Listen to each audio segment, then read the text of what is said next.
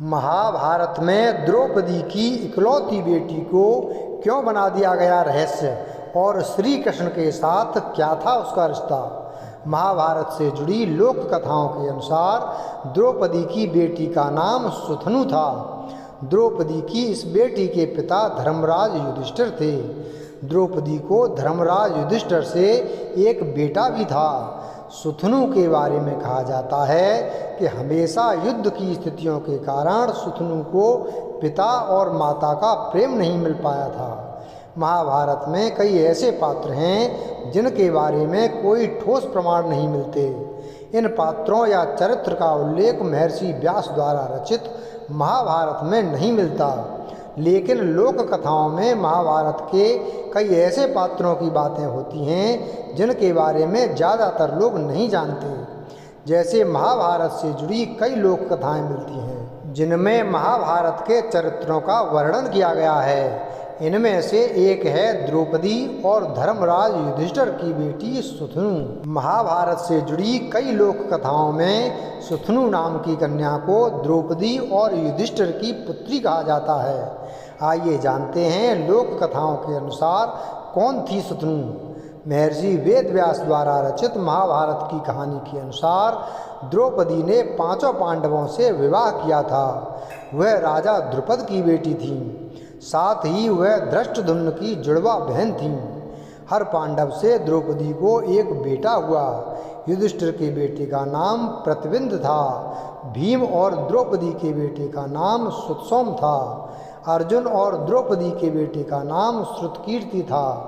नकुल के बेटे का नाम शतानीक था। सहदेव के बेटे का नाम श्रुतकर्मा था। इस प्रकार द्रौपदी 5 पांडवों की पत्नी बनी और उन्होंने 5 पुत्रों को जन्म दिया।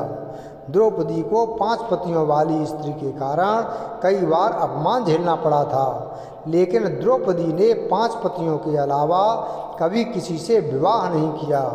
विवाह के समय बनाए गए नियमों के अनुसार द्रौपदी 5 पतियों के अलावा किसी अन्य से विवाह नहीं कर सकती थी। द्रौपदी ने अपने 5 पतियों से भी यही प्रण लिया था, लेकिन द्रौपदी से लिया वचन तोड़ते हुए अर्जुन भीम ने 2-3 बार विवाह किया था। इन विवाह से अर्जुन भीम की संतान भी उत्पन्न हुई थी। महाभारत से जुड़ी लोक कथाओं के अनुसार युधिष्ठिर और द्रौपदी के मिलन से एक पुत्र के साथ एक पुत्री का भी जन्म हुआ था, लेकिन उन दिनों राज सिंहासन की लड़ाई और कौरवों द्वारा द्रौपदी के अपमान के बाद द्रौपदी को अपनी पुत्री के सम्मान की चिंता सताने लगी। इसलिए द्रौपदी ने अपनी पुत्री को हमेशा रहस्य ही बनाकर रखा। लोक कथा के अनुसार द्रौपदी ने अपनी पुत्री सुथनु को अपनी एक सखी के पास छोड़ दिया था, क्योंकि युद्ध के कारण द्रौपदी सहित पांडव भाइयों को कई बार छुपकर रहना पड़ता था। द्रौपदी ने मजबूरी के कारण ही सुथनु को हमेशा छुपाकर रखा, क्योंकि अगर कौरवों को सुथनु का रहस्य पता चलता तो हर मर्यादा को लांघ चुके कौरव सुथनु का अपमान करने से पीछे नहीं हटते।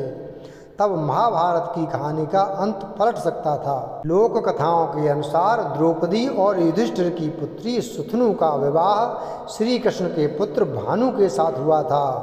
भानु श्री कृष्ण और सत्यभामा के पुत्र थे।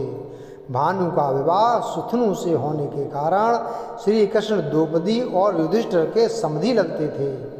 दूसरी तरफ द्रौपदी कृष्ण की सखी भी थीं। इस कारण से सुथनु को बहू बनाने के बाद श्री कृष्ण और द्रौपदी का रिश्ता भी बदल गया था। श्री कृष्ण की सौतेली बहन सुभद्रा का विवाह अर्जुन से हुआ था, इसलिए अर्जुन श्री कृष्ण के जीजा भी थे।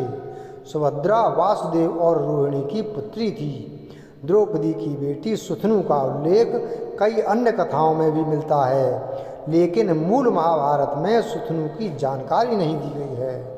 इसका एक कारण यह भी बताया जाता है कि द्रौपदी ने वेदव्यास से वचन लिया था कि वे उनकी पुत्री के विषय में किसी को नहीं बताएंगे। वीडियो अगर पसंद आया हो तो वीडियो को लाइक करें, चैनल को सब्सक्राइब करें और बेल आइकन प्रेस करें। धन्यवाद।